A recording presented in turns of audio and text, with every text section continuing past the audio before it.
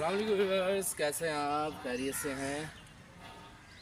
Welcome to my YouTube channel और welcome ये प्यारी प्यारी सी वाइब्स, मॉर्निंग वाइब्स बहुत ही खूबसूरत है।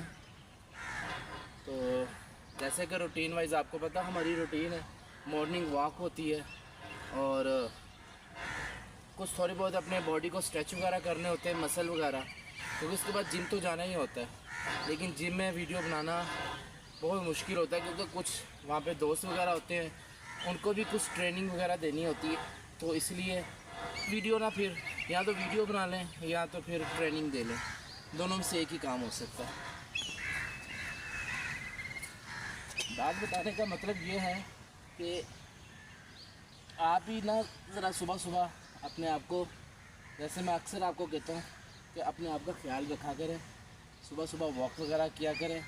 जिम नहीं जा सकते, ज़रूरी नहीं है कि जिम जाना है, जिम जाने का एक अलग जो सा ना पर्पज़ है, लेकिन मॉर्निंग वॉक और अपने जो मसल वगैरह होते हैं ना, उनको स्ट्रेच लाजमी किया करें, बेहतर है।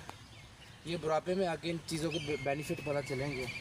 अमूमन आप देखते हैं, सुनते हैं कि जब 40, बल्कि आजकल तो खैर 30+ ही, लेकिन हम 40+ लगा लें या 50 के राउंड बोर्ड में जब पहुंचता कोई, तो क्या होता है जी, चलने में मुश्किल होती है, जॉइंट पेन निकल आई, इस तरह के मामला बहुत सारे होते हैं। ये लेकिन कौन से, ये आजकल, पुराने वक्त के लोगों को ये चीज़ें नहीं होती थी क्योंकि उन्होंने ज़ाहिरी बातें ज़्यादातर पैदल चलना और इस तरह के मामला वगैरह करने और ज़मींदारा करना, 100 मामला थे। आजकल तो आप लोगों को पता है कि सारा जो सा मामला थे वो, हमने तो साथ वाली गली में से दही भी लेने जाना ना, तो बाइक या गाड़ी निकालनी है, तो पैदल चलने वाले तो मामला ही ख़त्म है।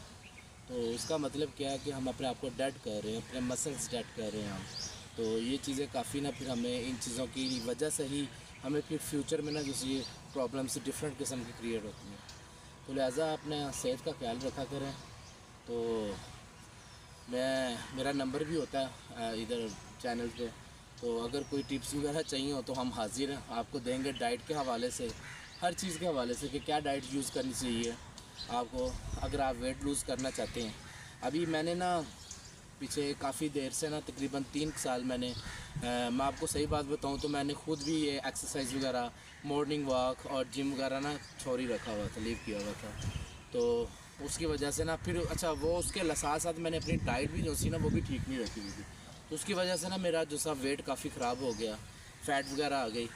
लेकिन इंशाल्लाह आज आप देख रहे हैं, आपको कमिंग्स डे में ही आपको एक वाज़िया फ़र्क नज़र आएगा और ये फ़र्क आप लोगों में भी आ सकता है। ये नहीं कि ये फ़र्क मैं अपने आप में ही ला सकता हूँ, ये आप लोगों में भी फ़र्क आ सकता है, आप लोग भी अपना फ़ैट लूज़ कर सकते हैं।